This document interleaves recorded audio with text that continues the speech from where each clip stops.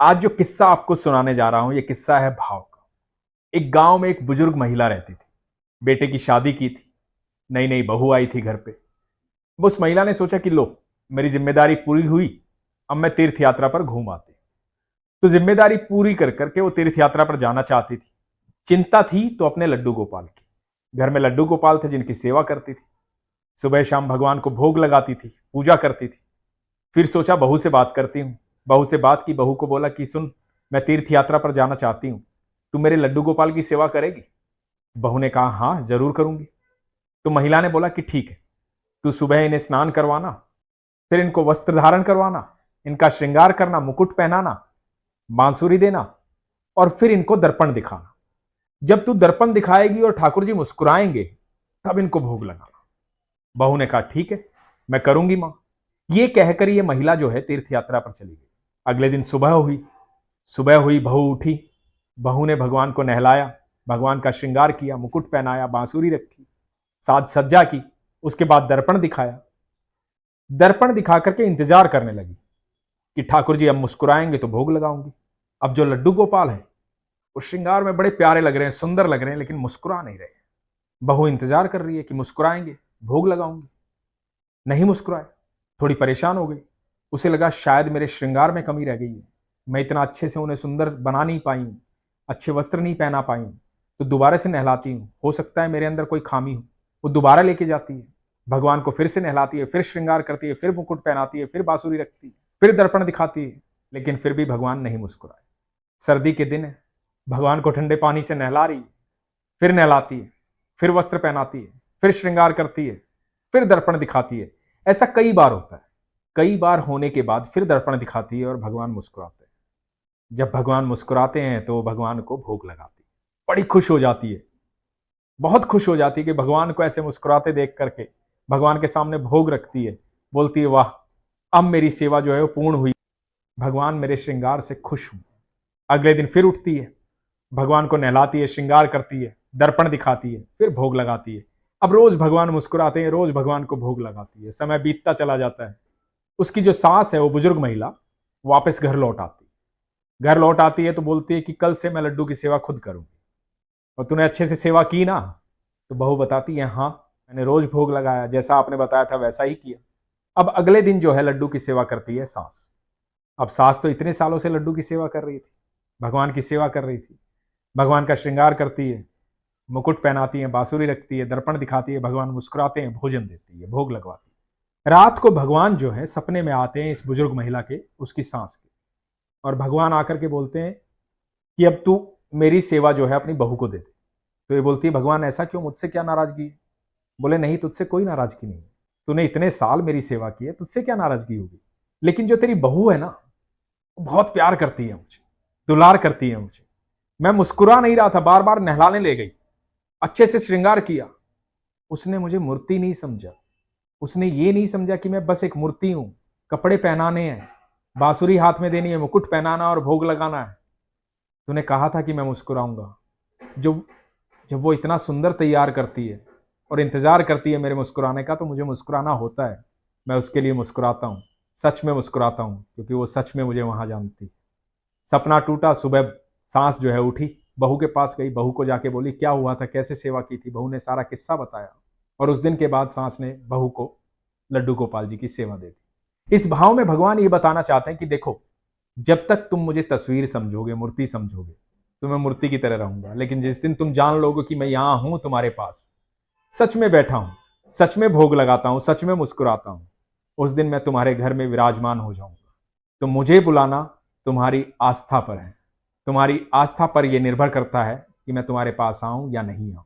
तुम मुझे निमंत्रण दो, मैं जरूर आऊंगा। हम सब उसके बच्चे हैं, एक आवाज देंगे ना तो दौड़े चले आएंगे, क्योंकि कृष्ण है, वो पिता है हमारे। अलग अलग तरह के भक्त होते हैं, प्रेम के अलग अलग रूप होते हैं। मैं दो दोस्तों का किस्सा सुनाता हूँ। एक बार मैं एक दोस्त को ठाकुर जी के मंदिर लेकर गया। वो पहली बार इस्कॉन गया था, भगवान के मंदिर, भगवान को देखने। मंदिर में दर्शन किए, प्रसाद लिया, उसके बाद बाहर निकले तो मैंने पूछा कि कैसा लगा मंदिर आकर के, पहली बार आया है। तो बड़े प्यार से उसने कहा कि यहाँ मुझे भगवान जो है ना सुखी नजर आए, सुख में है भगवान, खुश है भगवान, बहुत सुंदर दिख रहे थे।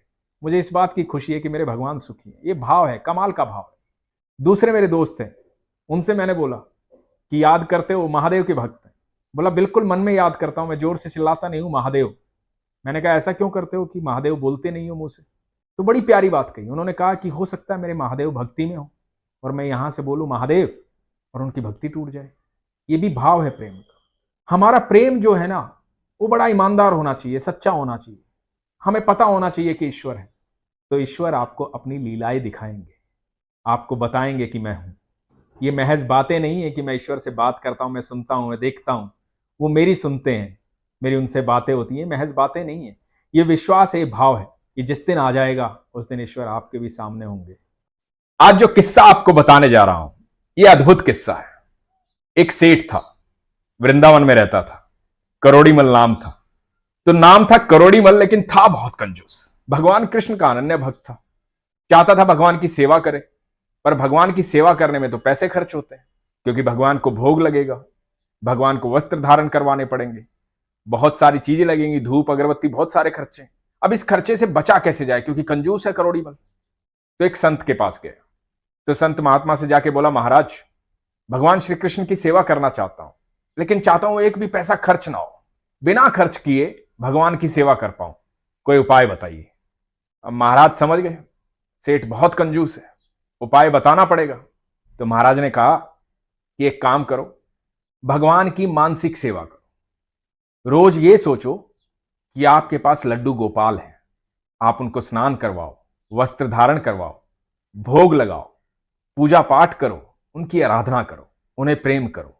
और ये सब मानसिक करना है, लेकिन नियम से करना है। तो जब मानसिक करोगे तो तुम्हारा एक भी पैसा खर्च नहीं होगा, ना तुम्हें वस्त्र लाने, ना तुम्हें भोग लगाना। बस मन में सोचना है कि भगवान की सेवा कर रहा हूं मैं, मेरे पास लड्डू गोपाल है, मेरे माधव मेरे पास। सेठ इस उपाय से बड़ा प्रसन्न हुआ।